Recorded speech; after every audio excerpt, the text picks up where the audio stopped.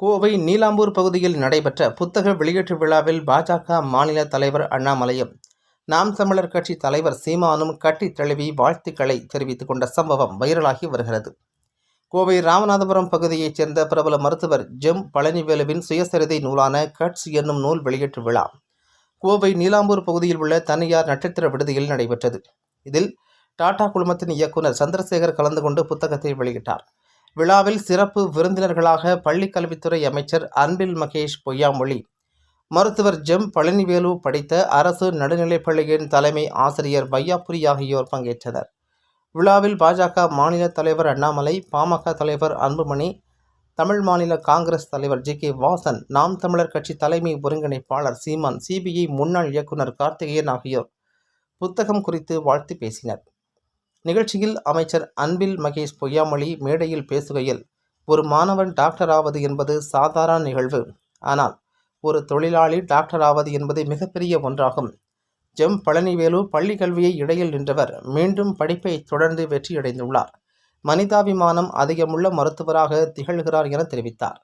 நிகழ்ச்சியில் டாடா குழும இயக்குனர் சந்திரசேகர் மேடையில் பேசுகையில், ஒருவர் எங்கு பிறக்கிறார் என்பது முக்கியமில்லை, அவர் எந்த நிலையை அடைகிறார் என்பதிலேயே அவரது வாழ்க்கையின் வெற்றி இருக்கிறது. சூழ்நிலைகளை நாம் மாற்ற முடியாது, அதை எப்படி எதிர்கொள்கிறோம் என்பதிலிருந்துதான் வெற்றி கிடைக்கும் என்று அவர் தெரிவித்தார். டாக்டர் பழனிவேலு PC ராய் விருது உள்ளிட்ட உலகின் மிகப்பெரிய விருதுகளை பெற்றிருப்பது சாதாரணமானது அல்ல.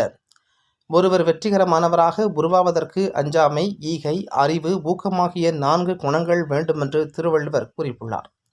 அந்த குணங்கள் டாக்டர் பழனிவேலுவிடம் உள்ளது. அவரை வாழ்த்துகிறேன் என்றார். விழாவில் மருத்துவர் பழனிவேலு ஏற்புரை நிகழ்த்தினார். அப்போது மேடையில் அவர் பேசுகையில், உலகளவில் கடந்த நூற்றாண்டில் பல்வேறு தலைவர்கள், நிபுணர்கள் குறித்த புத்தகங்கள் வெளிவந்தன.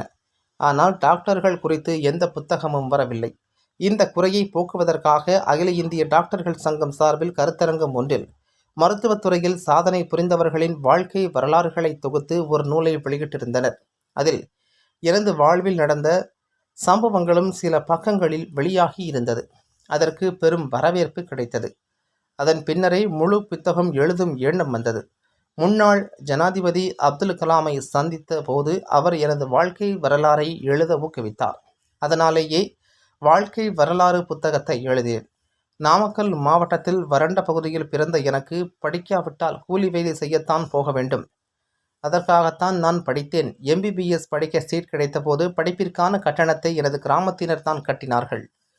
எனது கல்விக்கு ஆசிரியர்கள் தான் அடித்தளம் அமைத்தனர். எனது வெற்றிக்கு பின்னால் இவர்கள் இருக்கின்றனர் என்பதை நன்றியுடன் தெரிவிக்கவே இந்த புத்தகம் எழுதினேன் என்றார். விழாவில் அமைச்சர்கள் வெள்ளக்கோவில் சாமிநாதன், சக்கரபாணி, முன்னாள் அமைச்சர் வேலுமணி, செங்கோட்டையன், காமராஜ், தங்கமணி உள்ளிட்ட பலர் பங்கேற்றனர். இதில் கலந்து கொண்ட பாஜக மாநில தலைவர் அண்ணாமலை, நாம் தமிழர் கட்சியின் தலைமை ஒருங்கிணைப்பாளர் சீமான் ஒருவரை ஒருவர் கட்டிப்பிடித்து வாழ்த்துக்களை பரிமாறிக்கொண்டனர். அதுபோல அங்கு வந்த அதிமுக முன்னாள் அமைச்சர்கள் SP வேலுமணி, தங்கமணி ஆகியோர் அண்ணாமலையிடம் வணக்கத்தை தெரிவித்துக் கொண்டனர் என்பது குறிப்பிடத்தக்கது.